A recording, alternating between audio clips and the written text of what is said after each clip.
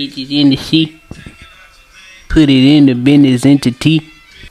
What's up? My name is Steff Johnson, and welcome to Behind the Work, a series where I explain my poetry. I feel like I've been talking too much already, so here's this week's poem titled Blameless.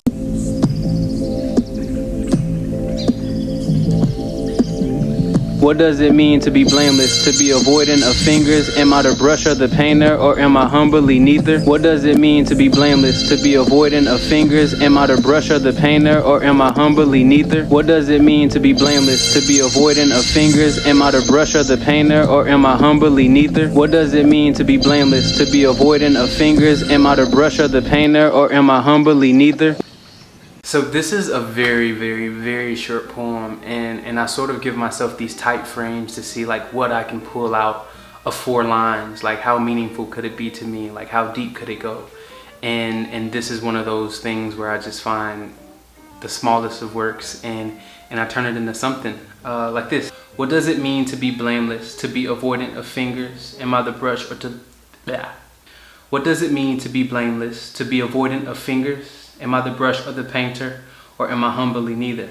Lately, one of the things that I've been trying to figure out is what is blamelessness? Like, I've been truly discerning this thing. I've heard it my whole life, and I know the opposite of it, and also the notion of being beyond blameless, like flawless. I'm genuinely curious to what this blamelessness is, and I'm not sure what it is. This is something that I'm still trying to discover. So in this poem, there's 2 lines. There's 2 couplets. I mean, and in 2 couplets they work along to give a more complete thought, a more complete question. And these short poems, I'm just trying to dig as deep as I can to see what I can find. And blamelessness being the title is something that I'm truly discerning for like the past few weeks. And it's always just like this idea, but we're always in like the penultimate. So, and I can start with the first 2 couplets. What does it mean to be blameless? To be avoidant of fingers? When I was always young, my whole thing was chilling. Like, someone asks, like, how am I doing? I'm just chilling. You text me, what you doing? I'm chilling. I literally could be in the middle of a space launch, and someone would call me and say, what's up? What you doing? And I would say, I'm just chilling. And the reason that I bring that up is because I believe that is what blamelessness is, essentially, is like to be chilling, to be laid back out the way, and only show up when you're needed, but then back away quick. Because I've seen people who think they're blameless come in and overhelp, and you step on people's toes like that. So I'm still kind of figuring out what this blamelessness stuff is. So this video isn't meant for answers. This is just me reciting the poetry and what the thoughts or what the questions were leading up to it. So this is with that. And the second line is to be avoidant of fingers. When I think of blamelessness, I think of innocence.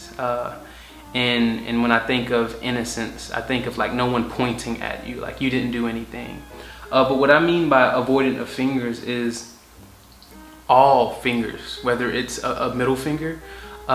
People don't consider the thumb a finger, but whether it's like thumbs up or thumbs down, like how could I, to be avoidant of all of that, whether good or bad, is blamelessness. Like, it's not all just avoiding the bad to be squeaky clean, but sometimes you avoid the good to stay out the spotlight. It seems, that's what it seems for me. I have a poem titled Blame Game, and it's a pretty cool poem. I actually recently deleted it because it was a little too personal.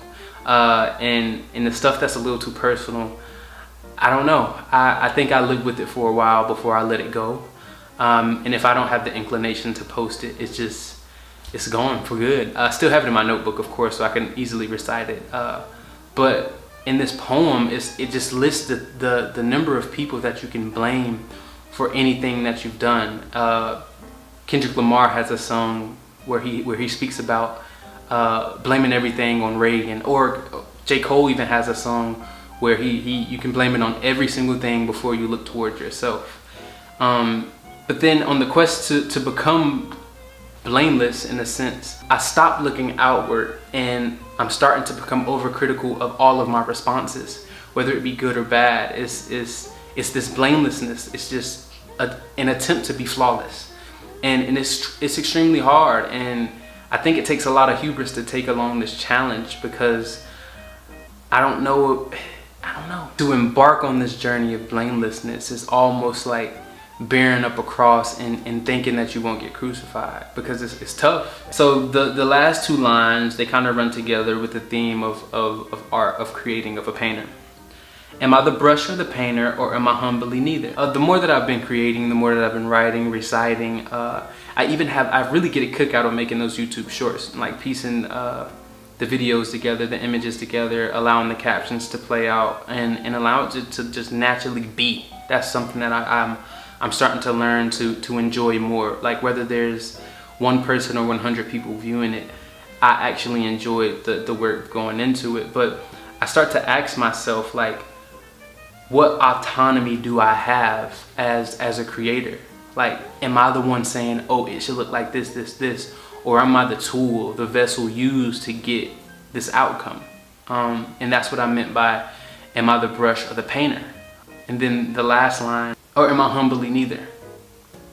It seems like a lot of the things that I do when it comes to creating, I'm either looking back to reflect, or I'm looking forward to imagine something. Yet there's rarely something that comes from the middle, this middle portion, this part of who I am. And it makes me question, like, am I the brush or the painter? And then when I go to humbly neither, it's genuinely speaking, like, what if I'm not the brush or the painter, yet I'm just the canvas? And that's a little more daunting too, because anything could happen. And yeah, that's all I got. Please stay tuned. I write a lot. I'm still writing.